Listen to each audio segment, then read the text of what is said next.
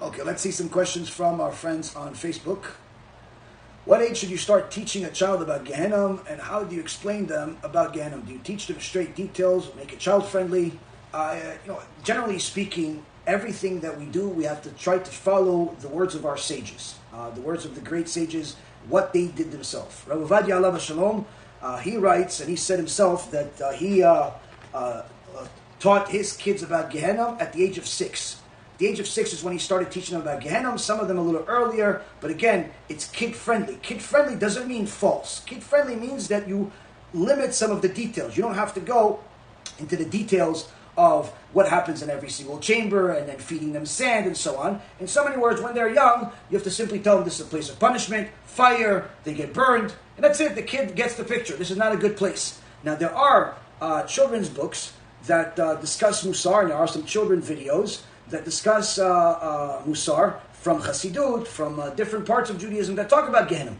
That talk about Gehenom in a very honest way. Actually, I wish they have these same type of books and videos for adults, because many people need it, especially today. But the point is, there's much material out there. There's more honesty in the books written for children than there is in the books written for adults today.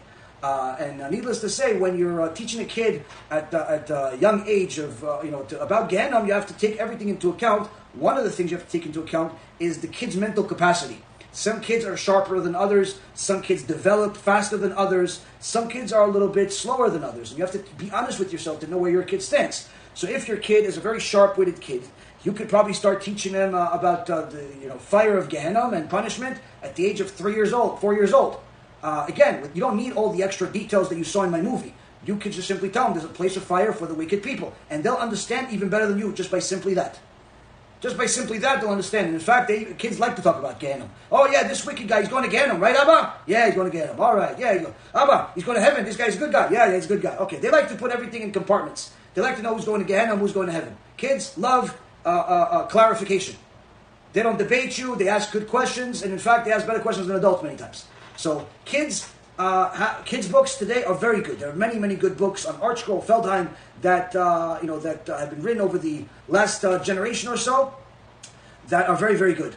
But try to stick to the ones that have a lot of support behind them, and not something that is a new tradition, new way of communicating.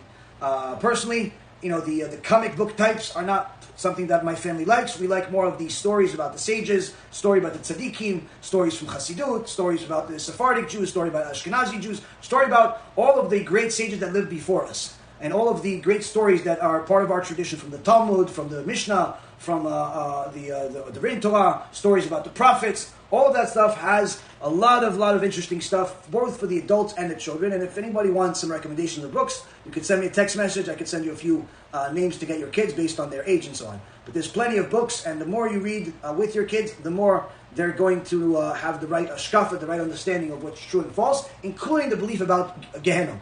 But if all you talk about is Gehenom, it's no different than if all you talk about is going to heaven all the time. Neither one is good. You can't just talk about Gehenom. You can't just talk about Gan Eden. Everything has to have a balance, and also an understanding of why we're going there or there, and why it should motivate me to do this or this. So it requires some investment from the parents. Try to read to your kids at least once a day. If they don't go to a regular school, then obviously much more than that. But the point is that the more a parent invests into their kids, the more they're going to get out of their kids. And in fact, as far as whether your kid is very sharp and very bright, or your kid is slow, doesn't really make much of a difference, because if you dedicate time to this kid to teach him Torah on a regular basis, he will become much better than you could possibly imagine. Regardless of where he starts. He could be slow, he could be fast, doesn't make a difference. The more Torah you put into that kid, the better you'll see the kid become. And of course, make sure you protect him from bad things, bad people, and so on.